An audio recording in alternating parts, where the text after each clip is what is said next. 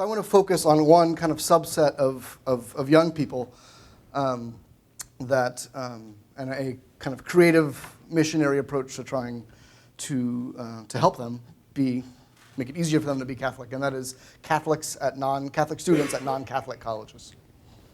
So we're asking this question: how do we create cultures in which it is easier for young people to be Catholic? Kind of a riff off of the Peter Morin line, right? As we've heard already more than once this weekend in a survey of nuns, 79% of former Catholics indicate they left the church before age 23. 60% of those who left their religion did so because they stopped believing in their religion's teachings. In other words, we're losing a lot of Catholics during their college years or even before for intellectual reasons. Largely it's because they've put their faith in science and they think science is incompatible with the teachings of the church. This is no surprise, especially after Bishop Barron's great lecture the other night. And most of us have had a hunch about this for some time. What's more, over 90% of Catholic college students who attend college, four-year college, attend non-Catholic colleges and universities. Almost all of the discussions, at least that I've been aware of, about Catholic higher education focus on Catholic higher education at Catholic institutions, like this one and like my own. Which means we're largely neglecting the over 90% of Catholic college students who are not at Catholic schools. As Lenny reminded us yesterday, the young are confused on their way to Emmaus, and they need help making sense of things. How can the church better foster profound Catholic living and vocational reflection at non-Catholic colleges? Perhaps with an eye to some of these disturbing numbers and startling trends, the preparatory document for the Synod insists that, quote, a productive genetic connection exists between evangelization and education, a connection which, in these times, must take into account the gradual maturation of freedom. In light of this connection, Pope Francis's dream of a missionary option places responsibility on Catholics in higher education to embrace a paradigm of missionary creativity in approaching ways to more effectively encounter, form, and inform Catholic college students. So what form might such missionary creativity take? There already exist many worthy and creative attempts to address this problem. There are excellent Newman centers and Catholic student centers and campus ministry programs throughout the country, and those are great, and they're primary. They have to be there first, really. And Focus continues to grow and exhibit impressive success. Nevertheless, if those were enough, the data would not be so dire. How can the church more effectively evangelize and form students on non-Catholic campuses? I encountered a unique answer before I even knew of this question, posed as it is by the conference. In August was the first time I'd heard of Dr. Don Brill. He was the founder of Catholic Studies at the University of St. Thomas in Minnesota, and until recently, the Newman Chair of Liberal Arts at the University of Mary. The Catholic Studies program is kind of an interdisciplinary approach. It's not theology. It's an interdisciplinary way of kind of grounding whatever business or education or medicine or whatever in a Catholic kind of worldview and grounding. I had the honor of spending some time with him on 3 brief occasions in September and October. I can't say I got the chance to know Dr. Brill particularly well, and yet I've been deeply influenced by the weight of his presence, the strength of his humility, by the depth of his faith and the light of his vision. He was diagnosed with leukemia in January and passed from this life to meet his Maker on February 15th. I've spent much of my time since then reading reflections on his life and on how he's influenced people. I share this because Dr. Don Brill and others have modeled a paradigm for missionary creativity in higher education. The Catholic Studies programs at the University of St. Thomas and the University of Mary attempt to counter the disintegration of the disciplines from each other and of information from formation, of knowledge from morality, by developing a truly Catholic community of conviction. That's Brill's phrase. In doing so, they seek to help students form what Blessed John Henry Newman calls a habit of mind, in a way that organically integrates intellectual and spiritual formation. Now, what's the missionary part here is that the University of Mary has begun to transport this successful Catholic program into non-Catholic institutions, partnering with Arizona State University so that ASU students can take Catholic studies or theology courses from the University of Mary while in residence at Tempe. The courses are integrated into ASU's curriculum and tuition and all of that stuff, helping students to more easily coordinate their discipline-specific coursework into a Catholic paradigm, and in many cases to earn a double major in Catholic studies and engineering or law or psychology or whatever. So that's a big deal, right? There's a Catholic program at a public college. They've already gotten past all the church-state issues, legal issues. They've figured that out. right? It's done. It's moving on, right? So this is one fruitful direction in which our missionary creativity, I think, ought to tend. My confidence does not merely lie in my admiration of Don Briel. I think the anthropology and philosophy of education outlined by Blessing Newman, who is one of his famous works is The Idea of a University, which he kind of draws a lot of this together, and Pope Emeritus Benedict XVI. They seem to indicate something like this as well. So the rest of this is kind of how their thought and thinking about how education happens and true Christian education happens demands something like this interdisciplinary approach and how our students need it, which means I won't be doing too much of the practical stuff, in part because I don't know it yet, and in part because I think it's going to really vary from place to place and situation to situation. So I know that Dr. Briel set up something, University of Mary and Arizona State. There's something else that's happening in Nebraska that's not sponsored by University of Mary. It's sponsored by, I think, the diocese itself. So these things are happening. So for Blessed Newman, to be fully human is to have developed an integrated life, which requires the integration of the intellect and the will, of information and formation, knowledge and virtue. According to Pope Benedict, the modern university disregards, quote, the issues that brought universities into being, the question of the true and the good, and replaces them with the question of feasibility. Indeed, the modern university, which Reinhard Hutter has argued might better be called a polytechnic utiliversity, ignores the formation of the will altogether. As Newman explains, all branches of knowledge are connected together because the subject matter of knowledge is intimately united in itself as being the act and work of the Creator. Through a true education, a habit of mind is formed which lasts throughout life. For Newman, this true education is the development of a habit, right? Here we are outside the disconnected model in which a student learns what is necessary for the exam and can later forget it, or what is relevant to getting a degree but isn't necessarily relevant to his life. It's a habit that is maintained for life, how to learn, how to live, how to be. For Newman, true education cannot be reduced to utility because man is not made for the technical, but for the true, the good, and the beautiful. A truly intellectual culture educates the intellect to reason well in all matters, to reach out towards the truth and to grasp it. Our world and our church sit in desperate need of women and men capable of seeing things in relation, of comparing ideas and evaluating them from multiple perspectives and disciplines. In other words, not only does the modern university refuse to address the moral dimension, it also fails in adequately forming the intellect because it recognizes no discipline, science, or perspective by which the mind can integrate information into true knowledge. Therefore, graduates of even the most prestigious institutions, those who become our experts, lack the habit of mind necessary for seeing the whole and advising accordingly. So Alistair McIntyre has pointed out that most of the catastrophic decisions made in the last 20 years are the result of narrowly specialized perspectives of highly educated people, misreading the events before them, the economic crisis, the war in Iraq, etc. In this regard, from the perspective of the common good, Newman can say that, quote, there is a duty we owe to human society as such, to the state to which we belong, to the sphere in which we move, to the individuals toward which we are variously related and whom we successively encounter in life.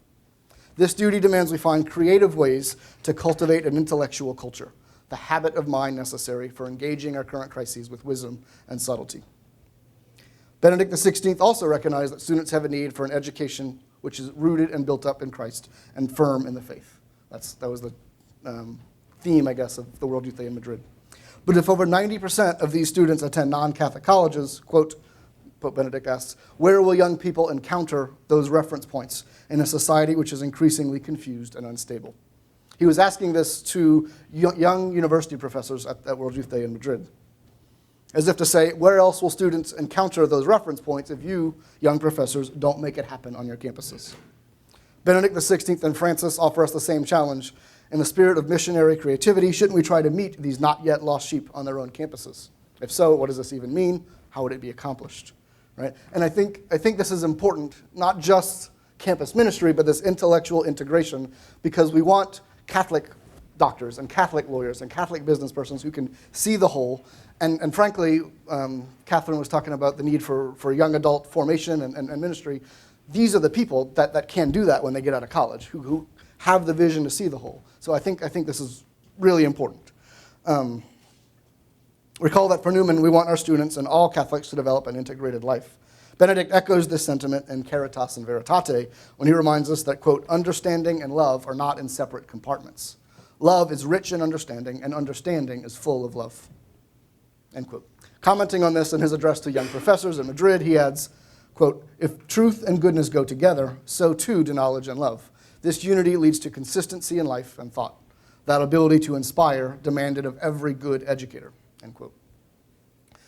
Therefore, we would ideally want college students to be able to adopt an interdisciplinary approach to their education in order to, quote, overcome the fragmentation of the university for students and faculty. That's Newman. And in order to achieve the habit of mind. Or as Benedict puts it, faith's recognition of the essential unity of all knowledge provides a bulwark against the alienation and fragmentation which occurs when the use of reason is detached from the pursuit of truth and virtue. I teach at a small Catholic commuter college. Most of my students are going for health degrees, nursing degrees, rad tech degrees, education, counseling, and many of them are not your 18 to 22. They're older, but it's amazing to me and shocking sometimes, not shocking anymore, and sad to see how many of them are dealing with anxiety and depression and solitude. There's something that we need to address there, right? I mean, it's a huge issue, obviously, but I think this is part of that. Learning to integrate the mind, right? So back in the early 1980s, then Cardinal Ratzinger, who became Pope Benedict, recognized that, quote, a principal need is for a reconstruction of the existential context of the catechumenate, the common experience of the Spirit that can thus become also a foundation of realistic reflection, end quote. The existential context of the catechumenate was discipleship, a slow introduction into the Christian life, not something that happened in the classroom, right? So this, I'm very interested in what you have to say, John Michael, coming up next. So discipleship at the university means professors must relate to students as something akin to tutors. And I'm reminded of what, who said it? I think it was Lenny, but I'm not positive, who talked about the need for adults, for mentors to be Eli, right? Teaching people how to listen, right?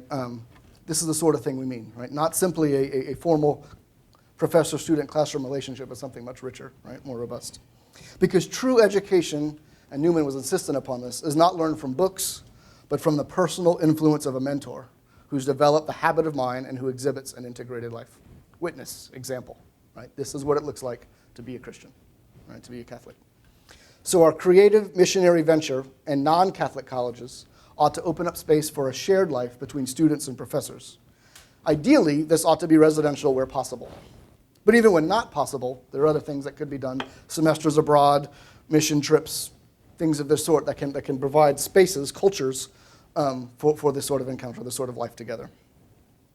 Since we want to introduce students into not just any life, but into the Catholic life, the life of the Church, which finds its source and summit in the liturgy, this shared life must be Eucharistically nourished and take its strength from the liturgy. Only thereby can a culture of formation develop, which is the seedbed for vocations to religious life. Newman would settle for no less. He said, I wish the same individuals to be at once oracles of philosophy and shrines of devotion. It will not satisfy me if religion is here and science is there, and young men converse with science all day and lodge with religion in the evening. I want the same roof to contain both the intellectual and moral discipline. Devotion is not a sort of finish given to the sciences. I want the intellectual layperson to be religious and the devout ecclesiastic to be intellectual. This is not simply what Newman calls for. I think in some sense this is what Vatican II calls for, and what must be the goal of any missionary creativity directed towards higher education. Now, I'm not saying everyone is called to higher education, right? But those who are called to higher education, they need to have that Catholic mind, that habit of mind, in order to pull it all together, right? Indeed, Newman's wish and Vatican II's universal call to holiness comport with Leon Bois' famous statement that the only real sadness, the only real failure, the only great tragedy in life is not to become a saint, right? And this is kind of what Joe Campo was talking about as well. The Church has a responsibility to Catholic college students on non-Catholic campuses, and also a privilege, as Kathleen was telling us. So a responsibility to Catholic college students on non-Catholic campuses to offer them the habit of mind and the liturgical formation necessary for sainthood. So again, I'm not saying replacing campus ministry or something like that. I'm saying these things need to be tied together, right? Yet one may ask, how in the world could such a robustly Catholic education be welcomed at non-Catholic universities, which, as polytechnic utiliversities, so often seem diametrically opposed to the vision here described?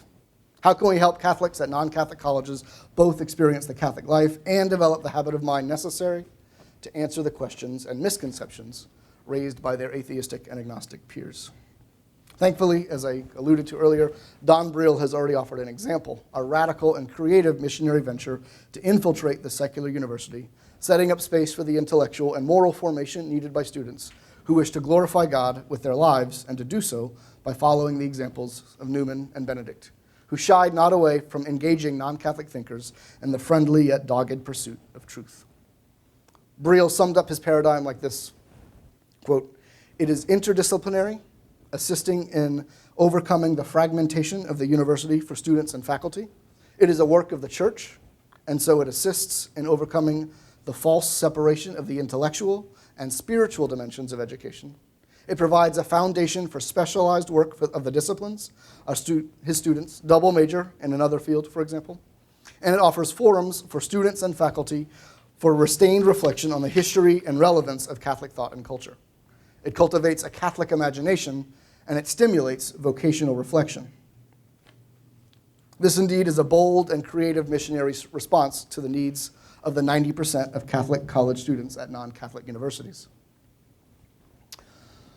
So a few kind of practical and personal reflections. One, this isn't easy, right? One of the reasons that Dr. Briel was able to make this work at Arizona State was because their president recognized that the university is vulnerable, and that more and more students are going to start going to community colleges and then finishing up here or there, or just go and get a technical degree, and I'll do my computer science here, or I'll go just a business school. And so he wanted to offer a education for all of life, a holistic education. And so he wanted a Catholic studies thing, and he also wanted a Mormon studies thing, and a Jewish studies thing, and stuff like that, right? That's probably not common among university presidents, especially in the public sphere, right? Second is it is radical, and it's new, and it's uncomfortable, and I don't think this is privileged information to say, but I know that he had some difficulty, although ultimately he was quite successful, but early on finding donors, because the donor said, well, shouldn't we be giving our money to the Catholic colleges and universities, right? This was a new paradigm for them, and they were uncomfortable with that, right? So there's challenges there. And then you also need faculty who aren't simply theologians or philosophers or Catholics or business persons who happen to be Catholic.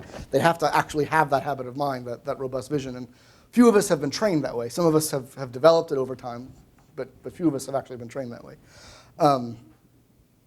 So then lastly, a personal reflection on my own kind of undergraduate experience. I went to Tulane. I majored in computer science because my high school calculus teacher, whom I very much respected, said the best students can do the math and the science and engineering. And I said, well, clearly, you know. I was wrong, by the way. I got to Tulane and learned that I was not among the best students.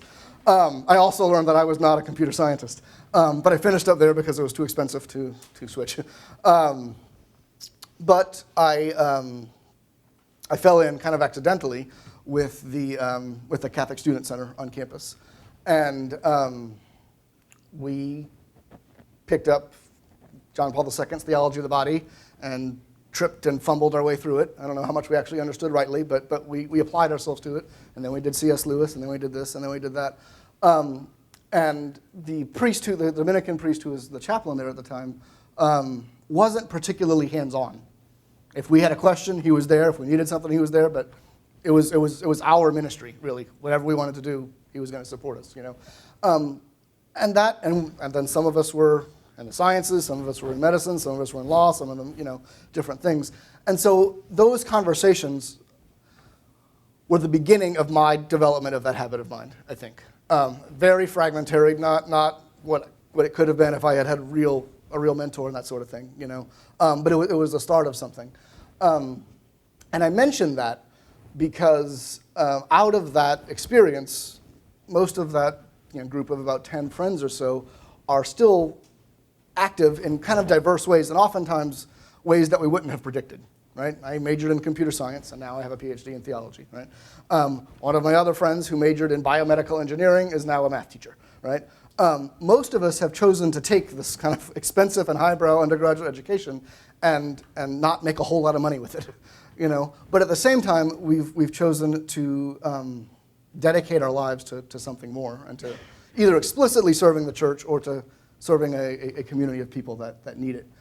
And I think that's the sort of formation that young people need and that the church needs. The Vatican II calls for the laity to be formed in such a way that they can bring Christ, bring Catholicism to wherever they are. So we don't need necessarily more altar servers or lectors or ushers. We need good Catholic doctors who understand, who have the big picture and stuff like that. So this is Don Briel's idea, Don Briel's Newman idea, and I think it's worth a try. Thank you.